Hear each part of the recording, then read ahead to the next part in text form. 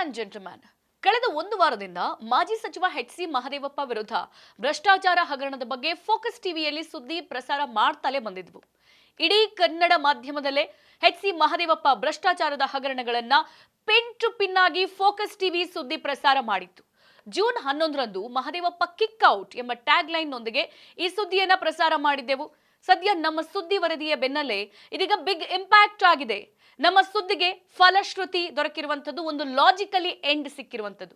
ಎಚ್.ಸಿ. ಮಹದೇವಪ್ಪ ಶಾಸಕ ಸ್ಥಾನಕ್ಕೆ ಕುತ್ತು ಬಂದೊದಗಿದೆ. ಇನ್ನು ಸಂಪುಟ ದರ್ಜೆಯ ಕನಸು ಕೇವಲ ಕನಸಾಗೆ ಉಳಿಯುವಂತಾಗಿದೆ.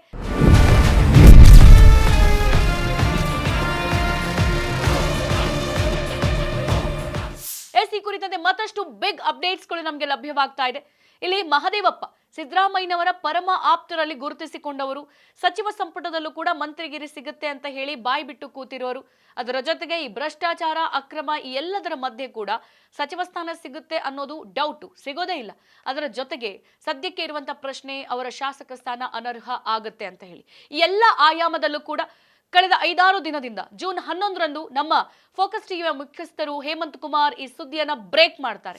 ಈ ಎಲ್ಲ ಎಕ್ಸ್ಕ್ಲೂಸಿವ್ ಅಪ್ಡೇಟ್ಸ್ ಅನ್ನ ಈ ಸ್ಟೋರಿಯಲ್ಲಿ ನಾನು ಕೊಡ್ತೀನಿ. Yes, Mahadevappa kick out. ನೆಲ ಜಲ ಭಾಷೆಗಾಗಿ ಪ್ರಾಮಾಣಿಕ ಪತ್ರಿಕೋದ್ಯಮ, ನಾನು ಹೇಮಂತ್. ಫೋಕಸ್ ಟಿವಿಯಲ್ಲಿ ಸುದ್ದಿ ಬ್ರೇಕ್ ಆಗ್ತಾ ಇದ್ದಂತೆ ಎಚ್.ಸಿ. ಮಹದೇವಪ್ಪ ಅವರ ಸಚಿವಗಿರಿ ಆಗಿರ್ಬೋದು, ಶಾಸಕ ಸ್ಥಾನ ಎಲ್ಲ ಕೂಡ ಶೇಕ್ ಆಗೋದಕ್ಕೆ ಶುರುವಾಗುತ್ತೆ. ರಾಜ್ಯ ರಾಜಕಾರಣದಲ್ಲಿ ಖಾತೆ ಕ್ಯಾತೆ ಒಂದ್ ಕಡೆ ನಡೀತಾ ಇದ್ರೆ, ಮತ್ತೊಂದ್ ಕಡೆಗೆ ಎಚ್.ಸಿ. ಮಹದೇವಪ್ಪ ಅವರ ಕುರಿತಂತೆ ಸುದ್ದಿ ಬ್ರೇಕ್ ಮಾಡಿದ್ದು ಇದೇ ನಿಮ್ಮ ಫೋಕಸ್ ಟಿವಿ.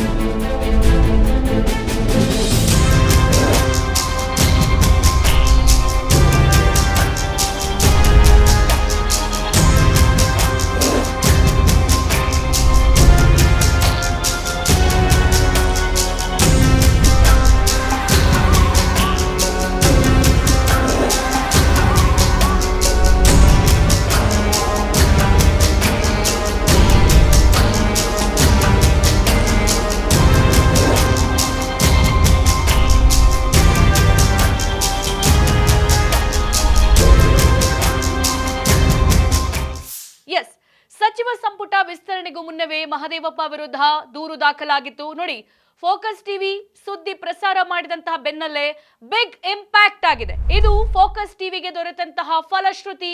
ನಮ್ಮ ಸುದ್ದಿಯಿಂದನೇ ನಮ್ಮ ಚಾನೆಲ್ ನಲ್ಲಿ ಪ್ರಸಾರವಾದ ಮೇಲೆ ಇದು ಬ್ರೇಕ್ ಆಗಿದ್ದು. ನೋಡಿ, ಜೂನ್ 11ರಂದು ಮಹದೇವಪ್ಪ ಕಿಕ್ಔಟ್ ಎಂಬಂತ ಸುದ್ದಿಯನ್ನ ಪ್ರಸಾರ ಮಾಡಿದ್ದು ಮೊದಲು ಫೋಕಸ್ ಟಿವಿ. ಮಹದೇವಪ್ಪ ಕಿಕ್ಔಟ್ ಎಂಬ ಟೈಟಲ್ ನೊಂದಿಗೆ ಸುದ್ದಿ ಪ್ರಸಾರವಾಗುತ್ತೆ. ಭ್ರಷ್ಟಾಚಾರ ಹಗರಣದ ಪಿನ್ ಟು ಪಿನ್ ಮಾಹಿತಿ, ಇಂಚಿಂಚು ಮಾಹಿತಿಯನ್ನ ಬಿಚ್ಚಿಟ್ಟಿದ್ದು ಫೋಕಸ್ ಟಿವಿ. ಫೋಕಸ್ ಟಿವಿಯ ಸುದ್ದಿ ವರದಿ ಬೆನ್ನಲ್ಲೇ ಇದೀಗ ಬಿಗ್ ಇಂಪ್ಯಾಕ್ಟ್ ಆಗಿದೆ. ಈ ಸುದ್ದಿಗೆ, ಈ ಭ್ರಷ್ಟಾಚಾರಕ್ಕೆ ಒಂದು ಲಾಜಿಕಲಿ ಎಂಡ್ ಅನ್ನು ಕೊಟ್ಟಿದ್ದು ಫೋಕಸ್ ಟಿವಿ. ನಮ್ಮ ವರದಿ ಬೆನ್ನಲ್ಲೇ ಖಾಸಗಿ ವ್ಯಕ್ತಿಯಿಂದ ರಾಜ್ಯಪಾಲರಿಗೂ ಕೂಡ ದೂರನ್ನ ಕೊಡ್ಲಾಯ್ತು. ಹಾಗಿದ್ರೆ ಆ ಮಾಜಿ ಶಾಸಕ ಅವನ ಸ್ಥಾನಕ್ಕೆ ಏನ್ ಕಂಟಕ ಬಂತು? ಮಾಜಿ ಸಚಿವನ ಶಾಸಕ ಸ್ಥಾನಕ್ಕೂ ಕಂಟಕ ಬಂತ? ಎಸ್, ಈ ಕುರಿತಂತೆ ಇನ್ನಷ್ಟು ಬ್ರೇಕಿಂಗ್ ಅಪ್ಡೇಟ್ಸ್ ಲಭ್ಯವಾಗ್ತಾ ಇದೆ. ನೋಡಿ, ಸಚಿವ ಸ್ಥಾನಕ್ಕೆ ಪ್ರಬಲ ಆಕಾಂಕ್ಷಿಯಾಗಿದ್ದಂತಹ ಮಹದೇವಪ್ಪಂಗೆ ದೊಡ್ಡ ಹಿನ್ನಡೆ ಸಿಕ್ಕಿರುವಂತದ್ದು. ಸಚಿವ ಸ್ಥಾನದ ಅಂಚಿನಲ್ಲಿ ಮಹದೇವಪ್ಪಗೆ ಭ್ರಷ್ಟಾಚಾರ ಬಾಂಬ್ ಎದುರಾಗಿದೆ. ರಾಜ್ಯಪಾಲರಿಗೆ ದೂರು ಕೊಟ್ಟಂತಹ ಆಧಾರದ ಮೇಲೆ ಮಹದೇವಪ್ಪ ವಿರುದ್ಧ ಈಗ ಟೆಂಡರ್ ಅಕ್ರಮ ಕೇಳ್ಬಂದಿರುವಂತದ್ದು. ನೋಡಿ, ಇಲ್ಲಿ ಕ್ಯಾಬಿನೆಟ್ ಎಂಟ್ರಿಗೆ ಮುನ್ನವೇ ಕಾಂಗ್ರೆಸ್ ಶಾಸಕರಿಗೆ ಬಿಗ್ ಶಾಕ್ ಸಿಕ್ಕಿರುವಂತದ್ದು. ಪರಿಷತ್ ಚುನಾವಣೆ ನಡೀತಾ ಇದೆ. ಈ ಚುನಾವಣೆಯಲ್ಲಿ ಇದ್ದಂತಹ 20 ಸ್ಥಾನಗಳ ಈ ಒಂದು ಸಚಿವ ಮಂತ್ರಿಗಿರಿ ಮೇಲೆ 60 ಶಾಸಕರು ಕಣ್ಣಿಟ್ಟಿದ್ರು. 60 ಶಾಸಕರಲ್ಲಿ ಮಹದೇವಪ್ಪ ಕೂಡ ಒಬ್ರು. ಸೊ 2ನೇ ಸಚಿವ ಸಂಪುಟ ವಿಸ್ತರಣೆಯಲ್ಲಿ ಸಿದ್ದರಾಮಯ್ಯನವರ ಬಹಳ ಅತ್ಯಾಪ್ತ ಇಲ್ಲಿ ಮಹದೇವಪ್ಪ ಅವ್ರಿಗೂ ಸಚಿವ ಸ್ಥಾನ ಸಿಗುತ್ತೆ ಎಂಬ ನಿರೀಕ್ಷೆಗಳಿದ್ವು. ಯಾವಾಗ ಸಿದ್ದರಾಮಯ್ಯನವರು ಮಹದೇವಪ್ಪ ಅವರಿಗೆ ಸಚಿವಗಿರಿ ಬೇಕು ಅಂತ ಹೇಳಿ ಹೈಕಮಾಂಡ್ ಭೇಟಿಗೆ ಹೋದ್ರು, ಹೈಕಮಾಂಡ್ ಚಾಟಿ ಬೀಸಿದೆ ಸಿದ್ದರಾಮಯ್ಯನವರಿಗೆ. ಅದು ಕೂಡ ಎಲ್ಲ ದಾಖಲೆ, ಭ್ರಷ್ಟಾಚಾರ, ಅಕ್ರಮ ಎಲ್ಲವನ್ನ ಹೇಳಿ ಬೈದು ಕಳಿಸಿರುವಂತದ್ದು. ಹಾಗಾಗಿ 2ನೇ ಸಚಿವ ಸಂಪುಟದಲ್ಲೂ ಕೂಡ ಮಹದೇವಪ್ಪ ಅವರಿಗೆ ಸಚಿವ ಸ್ಥಾನ ಸಿಗಲ್ಲ ಅನ್ನುವಂಥದ್ದು ದಾಖಲೆ ಬರದಾಗಿರುವಂತದ್ದು. ಇಲ್ಲಿ ನಕಲಿ ದಾಖಲೆಗಳ ಮೂಲಕ ಟೆಂಡರ್ ಅನ್ನ ಕೊಟ್ಟಿದ್ದಾರೆ. ಸದ್ಯ ಈಗ ಮಹದೇವಪ್ಪ ವಿರುದ್ಧ ಈ ಆರೋಪ ಕೇಳಿ ಬರ್ತಾ ಇರುವಂತದ್ದು. ಹಾಗಿದ್ರೆ ಏನದ ಆರೋಪ? ಯಾರು ಮಾಡಿರೋದು? ಯಾವ ಸಂದರ್ಭದಲ್ಲಿ ಆರೋಪ ಆಗಿರೋದು ಅಂತ ನಾವು ಗಮನಿಸ್ತಾ ಹೋಗೋದಾದ್ರೆ, ಇಲ್ಲಿ ಕೈ ಶಾಸಕ ಎಚ್.ಸಿ. ಮಹದೇವಪ್ಪ ವಿರುದ್ಧ ದೊಡ್ಡ ಭ್ರಷ್ಟಾಚಾರ ಆರೋಪ ನಡೆದಿರುವಂತದ್ದು. ಅದು ಕೂಡ ಅವರು ಹಿಂದೆ ಸಮಾಜ ಕಲ್ಯಾಣ ಸಚಿವರಾಗಿದ್ದಂತಹ ಸಂದರ್ಭದಲ್ಲಿ ದೊಡ್ಡ ಭ್ರಷ್ಟಾಚಾರ ಮಾಡಿರೋದು. ಬೆಂಗಳೂರಿನ ನಿವಾಸಿಯಿಂದ ಸದ್ಯ ರಾಜ್ಯಪಾಲರಿಗೆ ದೂರು ಸಲ್ಲಿಕೆಯಾಗಿದೆ. ಸಿದ್ದರಾಮಯ್ಯ ಮುಖ್ಯಮಂತ್ರಿ ಆಗಿದ್ದಾರಲ್ಲ, ಆ ಸಂದರ್ಭದಲ್ಲಿ ಅವರು ಸಮಾಜ ಕಲ್ಯಾಣ ಇಲಾಖೆಯ ಸಚಿವರಾಗಿರ್ತಾರೆ. ಆ ಸಂದರ್ಭದಲ್ಲಿ ಅಕ್ರಮ ಮಾಡಿರುವಂತದ್ದು. ಹಾಗಿದ್ರೆ ಎಚ್.ಸಿ. ಮಹದೇವಪ್ಪ ಬಾಮೈದ ಲಕ್ಷ್ಮೀನಾರಾಯಣ ಹೇಗೀಗ ಅಕ್ರಮದಲ್ಲಿ ಭಾಗಿಯಾದ್ರು? ಯಾರು ಅವರನ್ನ ಇಂಟರ್ಫಿಯರ್ ಮಾಡಿದ್ರು? ಜೊತೆಗೆ ಮಹದೇವಪ್ಪ ಪುತ್ರ ಸುನಿಲ್ ಬೋಸ್ ಭಾಗಿಯಾಗಿರುವಂತಹ ಆರೋಪ ಕೂಡ ಈಗ ಕೇಳಿಬಂದಿದೆ. ಇಲ್ಲಿ ಕ್ರೈಸ್ ಆಗಿರ್ಬೋದು, ಅಂಬೇಡ್ಕರ್ ಅಭಿವೃದ್ಧಿ ನಿಗಮದ ಟೆಂಡರ್ಗಳಲ್ಲೂ ಕೂಡ ಅಕ್ರಮ ನಡೆದಿದ್ಯಾ? ಹಾಗಿದ್ರೆ ನೋಡಿ, ನಕಲಿ ಅನುಭವ ಪ್ರಮಾಣ ಪತ್ರ ಜೊತೆಗೆ ಸುಳ್ಳು ದಾಖಲೆಯನ್ನ ಸಲ್ಲಿಸಿ ಟೆಂಡರ್ ಅನ್ನ ಪಡೆದಿರುವಂತಹ ಆರೋಪ ಎಚ್.ಸಿ. ಮಹದೇವಪ್ಪ ಅವ್ರ ಮೇಲೆ ಇರುವಂತದ್ದು. ನಿರ್ದಿಷ್ಟ ವ್ಯಕ್ತಿಗಳು ಮತ್ತೆ ಈ ಸಂಸ್ಥೆಗಳಿಗೆ ಅನುಕೂಲ ಮಾಡಿಕೊಟ್ಟಿದ್ದಾರೆ ಎಚ್.ಸಿ. ಮಹದೇವಪ್ಪ. ಆ ಕುರಿತಂತೆ ದೂರು ಕೂಡ ದಾಖಲಾಗಿದೆ. ಸ್ವತಂತ್ರ ಮತ್ತು ಕಾಲಮಿತಿಯೊಳಗಿನ ತನಿಖೆಗೆ ಸದ್ಯ ರಾಜ್ಯಪಾಲರಿಗೆ ಮನವಿಯನ್ನು ಕೂಡ ಮಾಡಲಾಗಿದೆ. ಈ ಆರೋಪ ಸಾಬೀತಾದ್ರೆ ಶಾಸಕ ಸ್ಥಾನ ಅನರ್ಹಗೊಳಿಸುವಂತೆಯೂ ಕೂಡ ಇಲ್ಲಿ ಆಗ್ರಹಿಸಲಾಗಿದೆ. ಈಗ ಉಳಿದಿರೋದು ಶಾಸಕ ಸ್ಥಾನ ಒಂದೇ. ಮಂತ್ರಿಗಿರಿ ಅಂತರೂ ಸಿಗೋಕ್ ಸಾಧ್ಯನೇ ಇಲ್ಲ. ಯಾಕಂದ್ರೆ ಇವ್ರು ಮಾಡಿರುವಂತಹ ಅಕ್ರಮ ಜೊತೆಗೆ ಭ್ರಷ್ಟಾಚಾರ ಎಲ್ಲ ಬಯಲಿಗಿಟ್ಟಿದ್ದು, ಅದನ್ನ ಸುದ್ದಿಯನ್ನ ಬಿತ್ತರಿಸಿದ್ದು ಫೋಕಸ್ ಟಿವಿ. ಹಾಗಾಗಿ ಈ ವಿಚಾರದಿಂದಲೇ ಈಗ ರಾಜ್ಯಪಾಲರಿಗೆ ಸುದ್ದಿ ಹೋಗಿರುವಂತದ್ದು, ದೂರು ದಾಖಲಾಗಿರುವಂತದ್ದು. ಹಾಗಾಗಿ ಇನ್ನು ಉಳಿದಿರೋದು ಕೇವಲ ಶಾಸಕ ಸ್ಥಾನ, ಅದು ಕೂಡ ಅನರ್ಹ ಆಗುವಂತಹ ಸಾಧ್ಯತೆ ದಟ್ಟವಾಗಿದೆ. ಇನ್ನು ಮತ್ತೊಂದು ಕಡೆಗೆ ಸಮಾಜ ಕಲ್ಯಾಣ ಇಲಾಖೆಯಲ್ಲಿ ಹಣವನ್ನು ಹೇಗೆ ದುರುಪಯೋಗ ಮಾಡಿಕೊಂಡ್ರು? ಯಾವೆಲ್ಲ ಆಯಾಮದಲ್ಲಿ ಹಣ ದುರುಪಯೋಗ ಆಯಿತು? ನೋಡಿ, ಇಲ್ಲಿ ಬಡವರ ಶ್ರೇಯೋಭಿವೃದ್ಧಿಗೆ ಅಂತ ಹೇಳ್ಬಿಟ್ಟು ಮೀಸಲಿಟ್ಟಂತ ಹಣವನ್ನ ಎಚ್.ಸಿ. ಮಹದೇವಪ್ಪ ಭ್ರಷ್ಟಾಚಾರವಾಗಿ ಬಳಸ್ಕೊಳ್ತಾರೆ. ಅದರ ಜೊತೆಗೆ ಸಾಮಾಜಿಕ ಆಗಿರ್ಬೋದು, ಆರ್ಥಿಕ ಹಿಂದುಳಿದವರ ಹಣ ಕೂಡ ದುರುಪಯೋಗ ಮಾಡ್ಕೊಂಡಿದ್ದಾರೆ. ಒಬ್ಬ ದಂಡಪಿಂಡ ಮಂತ್ರಿಯೊಬ್ಬ ಕರ್ನಾಟಕದಲ್ಲಿ ಇದ್ದಾನೆ ಅಂತ ಇದ್ರೆ ಅದು ಎಚ್.ಸಿ. ಮಹದೇವಪ್ಪ ಮಾತ್ರ ಸಾಧ್ಯ. ಕ್ರೈಸ್ ಮತ್ತು ಅಂಬೇಡ್ಕರ್ ಅಭಿವೃದ್ಧಿ ನಿಗಮದಲ್ಲೂ ಕೂಡ ಹಣ ಗುಳುಂ ಮಾಡಿದ್ದಾರೆ. ಇಲ್ಲಿ ಕ್ರೈಸ್ ಅಡಿ ಕರೆದಂತಹ ಟೆಂಡರ್ನಲ್ಲಿ ಎಚ್.ಸಿ. ಮಹದೇವಪ್ಪ ಗೋಲ್ಮಾಲ್ ಮಾಡಿದ್ದಾರೆ ಅನ್ನುವಂಥದ್ದನ್ನು ಕೂಡ ಬಯಲ್ ಮಾಡಿದ್ದು ಫೋಕಸ್ ಟಿವಿ. ಸಮಾಜ ಕಲ್ಯಾಣ ಸಚಿವರಾಗಿದ್ದ ವೇಳೆ ಮಹದೇವಪ್ಪ ಅಕ್ರಮ ಮಾಡಿದ್ದಾರೆ. ನೋಡಿ, ಈ ದೂರು ಕೊಟ್ಟ ಬೆನ್ನಲ್ಲೇ ಈಗ ಎಚ್.ಸಿ. ಮಹದೇವಪ್ಪ ಶಾಸಕತ್ವ ಅನರ್ಹತೆ ಮಾಡಬೇಕು ಅಂತ ಈಗ ಒತ್ತಾಯದ ಕೂಗು ಕೇಳಿ ಬರ್ತಾ ಇರೋದು. ಕೆಲವರಿಗೆ ಅನುಕೂಲ ಮಾಡುವ ರೀತಿಯಲ್ಲಿ ಈಗ ಪ್ರಕ್ರಿಯೆನ ಮಾಡಲಾಯ್ತಾ? ಹಾಗಿದ್ರೆ ಕಾನೂನು ಗಾಳಿಗೆ ತೂರಿ ಟೆಂಡರ್ ಪ್ರಕ್ರಿಯೆಯನ್ನ ಕೂಗಿದ್ರ ಎಚ್.ಸಿ. ಮಹದೇವಪ್ಪ. ಇಲ್ಲಿ ರಾಜ್ಯಪಾಲರಿಗೆ ದೂರು ಕೊಟ್ಟಂತ ಬೆನ್ನಲ್ಲೇ ಸದ್ಯ ಈಗ ಎಚ್.ಸಿ. ಮಹದೇವಪ್ಪನಿಗೆ ಕಂಟಕ ಶುರುವಾಗಿದೆ. ರಾಜ್ಯಪಾಲರು ಈ ಬಗ್ಗೆ ಯಾವ ರೀತಿ ಕ್ರಮ ಕೈಗೊಳ್ತಾರೆ? ಹಾಗಿದ್ರೆ ಲೋಕಾಯುಕ್ತ ಅಧಿಕಾರಿಗಳು ಸ್ವಯಂ ಪ್ರೇರಿತ ಕೇಸ್ ದಾಖಲಿಸಿಕೊಳ್ತಾರಾ? ಮಹದೇವಪ್ಪ ವಿರುದ್ಧ ತನಿಖೆಗೆ ಇಡಿ ಅಧಿಕಾರಿಗಳು ಮಧ್ಯಪ್ರವೇಶಿಸ್ತಾರಾ? ಹಾಗಿದ್ರೆ ಎಚ್.ಸಿ. ಮಹದೇವಪ್ಪ ಅವರ ಸಚಿವ ಸ್ಥಾನದ ಪ್ರಯತ್ನಕ್ಕೆ ಹಿನ್ನಡೆಯಾಗುತ್ತಾ? ಎಚ್.ಸಿ. ಮಹದೇವಪ್ಪ ಕೈ ತಪ್ಪುತ್ತಾ ಮಂತ್ರಿಗಿರಿ ಸ್ಥಾನ? ನೋಡಿ, ಭ್ರಷ್ಟಾಚಾರ ದೂರು ಕೊಟ್ಟಂತ ಬೆನ್ನಲ್ಲೇ ಸದ್ಯ ಮಹದೇವಪ್ಪ ಅವರ ಶಾಸಕ ಸ್ಥಾನಕ್ಕೂ ಕೂಡ ಕಂಟಕ ಬಂದೊದಗ್ತಾ ಇದೆ. ಕಾಂಗ್ರೆಸ್ ಶಾಸಕ ಎಚ್.ಸಿ. ಮಹದೇವಪ್ಪ ಅವರ ವಿರುದ್ಧ ಸದ್ಯ ಬೆಂಗಳೂರಿನ ನಿವಾಸಿಯೋರ್ವರು ಭ್ರಷ್ಟಾಚಾರ ಆರೋಪವನ್ನ ಮಾಡಿರುವಂತದ್ದು. ಅಲ್ಲದೆ ಈ ಕುರಿತು ರಾಜ್ಯಪಾಲ ಥಾವರ್ ಚಂದ್ ಗೆಹ್ಲೋಟ್ ಅವರಿಗೆ ದೂರು ಕೂಡ ಕೊಟ್ಟಿದ್ದಾರೆ. ನೋಡಿ, ಎಚ್.ಸಿ. ಮಹದೇವಪ್ಪ ಸಚಿವರಾಗಿದ್ದಂತಹ ಅವಧಿಯಲ್ಲಿ ಈ ಭ್ರಷ್ಟಾಚಾರ ನಡೆದಿದೆ ಅಂತಲೂ ಇಲ್ಲಿ ದೂರುದಾರರು ಆರೋಪಿಸಿದ್ದಾರೆ.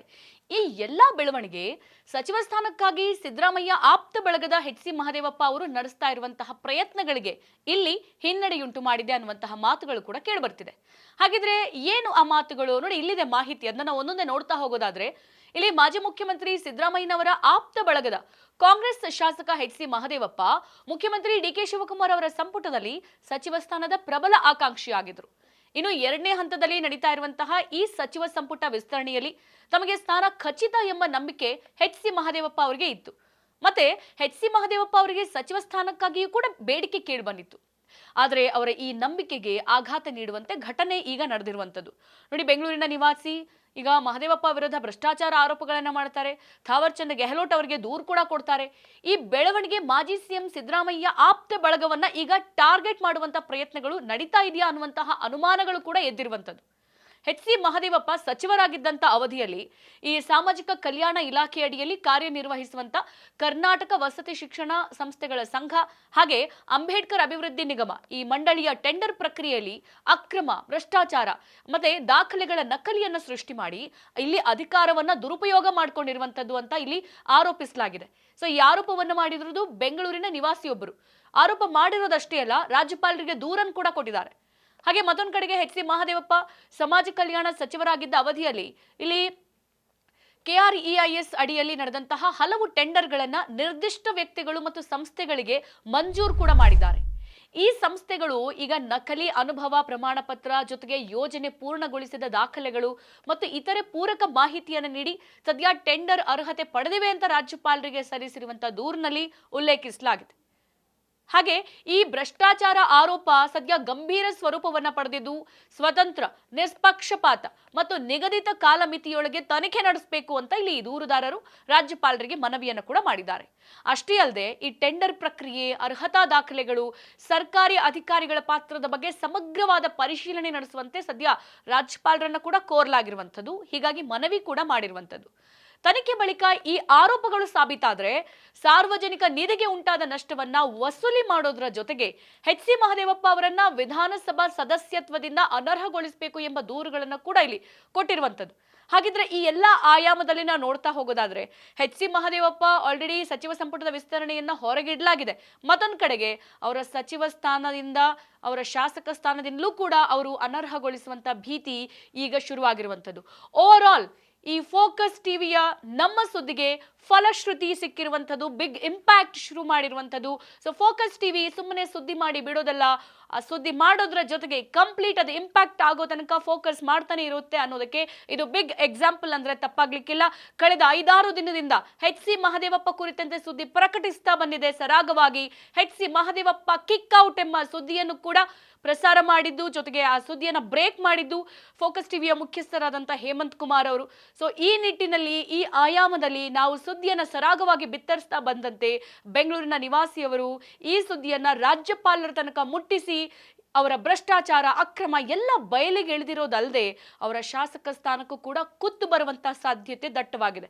ಭ್ರಷ್ಟರು ಯಾರೇ ಇರಲಿ, ಅಧಿಕಾರಿ ಯಾರೇ ಇರಲಿ, ನೀವು ಅಕ್ರಮ ಮಾಡಿದ್ರೆ ನಿಮ್ಮನ್ನು ಮಾತ್ರ ಸುಮ್ಮನೆ ಬಿಡಲ್ಲ ಅನ್ನೋದಕ್ಕೆ ಇದೊಂದು ಬಿಗ್ ಎಕ್ಸಾಂಪಲ್. ಈ ಎಲ್ಲ ಎಕ್ಸ್ಕ್ಲೂಸಿವ್ ಅಪ್ಡೇಟ್ಸ್ ಅನ್ನ ಈ ಸ್ಟೋರಿಯಲ್ಲಿ ನಾನು ಕೊಡ್ತೀನಿ. Yes, Mahadevappa kick out. ನೆಲ ಜಲ ಭಾಷೆಗಾಗಿ ಪ್ರಾಮಾಣಿಕ ಪತ್ರಿಕೋದ್ಯಮ. ನಾನು ಹೇಮಂತ್. ವೀಕ್ಷಕರೇ, ಇದಾಗಿತ್ತು ಈ ಹೊತ್ತಿನ ಫೋಕಸ್ ಟಿವಿಯ ನ್ಯೂಸ್ ಅಪ್ಡೇಟ್ಸ್. ನೆಲ ಜಲ ಭಾಷೆಗಾಗಿ ಪ್ರಾಮಾಣಿಕ ಪತ್ರಿಕೋದ್ಯಮ. ನೋಡ್ತಾ ಇರಿ ಫೋಕಸ್ ಟಿವಿ.